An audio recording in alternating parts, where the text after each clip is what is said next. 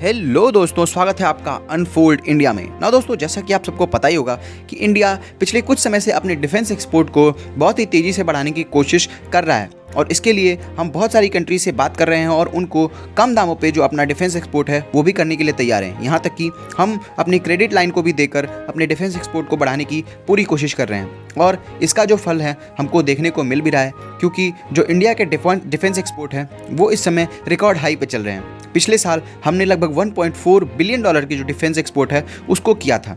Now India जो है वो टारगेट कर रहा है बहुत ही ऐसी छोटी कंट्रीज़ की जिनकी जो नीड्स हैं वो बहुत ही छोटी हैं और जिनको अमेरिका से या फिर और भी किसी कंट्री से जो हथियार है वो महंगे दाम पे मिलते हैं, जिसकी तुलना में इंडिया सस्ता एक ऑप्शन है।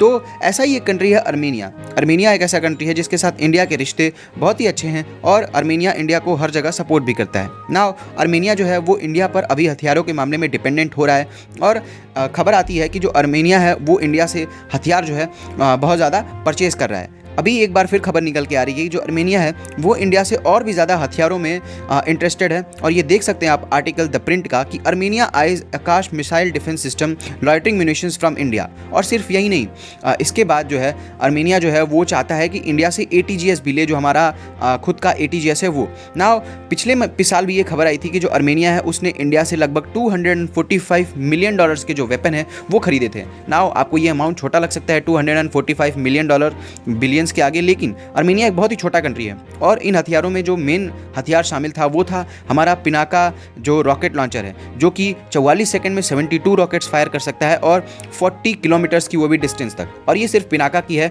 इसका एक एक्सटेंडेड वर्जन भी है जो कि 80 किलोमीटर तक रॉकेट फायर कर सकता है। नाउ मेन जो रीज़न है अर्मेनिया के ये सब खरीदने का वो है अर्मेनिया का अजरबैजान के साथ कॉन्फ्लिक्ट। ना अर्मेनिया का जो अजरबैजान के साथ कॉन्फ्लिक्ट है वो है नगोर्नो काराबाग रीजन के समय। आप देख सकते हैं आप ये मैप कि नगोर्नो काराबाग एक रीजन है, इस पर कब्जा तो अर्मेनिया का है, मतलब कंट्रोल अर्मेनिया का है, लेकिन अजरबैजान कहता है कि ये इसकी टेरिटरी है क्योंकि ये अजरबैजान से चारों तरफ से सराउंडेड है। तो इसको लेकर काफ़ी बार अर्मेनिया और अजरबैजान में कॉन्फ्लिक्ट होता रहता है। ना अजरबैजान जो है वो एक स्ट्रॉन्गर मिलिट्री वाला कंट्री है अर्मेनिया से, और अर्मेनिया जो है वो इंडिया को बहुत ही ज़्यादा सपोर्ट करता है। कश्मीर मुद्दे पर भी जो अर्मेनिया है वो इंडिया को सपोर्ट करता है, इसीलिए इंडिया का भी ये फर्ज बनता है कि वो अर्मेनिया को सपोर्ट करे। वहीं जो अजरबैजान है वो पाकिस्तान को सपोर्ट करता है और टर्की, अजरबैजान और पाकिस्तान ये तीनों तो थ्री ब्रदर्स नाम की एक अलायंस भी बनाए हुए हैं जिसमें ये मिलिट्री ड्रिल्स वगैरह ये सब करते रहते हैं। तो ऐसे में जो आप क्लियर देख सकते हैं कि एक पोलराइजेशन कैसी है कि जो पाकिस्तान, अर्मेनिया और टर्की है, पाकिस्तान, अजरबैजान और जो टर्की है वो एक साइड है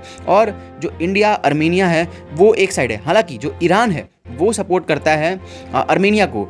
ईरान एक मुस्लिम देश है, अर्मेनिया एक क्रिश्चियन कंट्री है, लेकिन फिर भी ईरान जो है वो सपोर्ट करता है अर्मेनिया को, क्योंकि जो अजरबैजान है उससे ईरान के रिश्ते अच्छे नहीं हैं। तो आप ये देख सकते हैं यहाँ पे क्लियर जियो पॉलिटिक्स आपको देखने को मिलेगी। जो लोग कहते हैं कि कंट्री मुस्लिम है तो इससे एक दूसरे के रिश्ते अच्छे होंगे, ऐसा कुछ नहीं है। Geopolitics is the thing, geopolitics ही सब कुछ कराती है। नाउ इंडिया को क्या अर्मेनिया को सपोर्ट करना चाहिए और हथियार देना चाहिए कि नहीं, ये आप मुझे कॉमेंट में करके बताइएगा और हमारे चैनल को सब्सक्राइब करना मत भूलिएगा। मिलते हैं हम आपसे अगली वीडियो में, तब तक के लिए जय हिंद, जय भारत।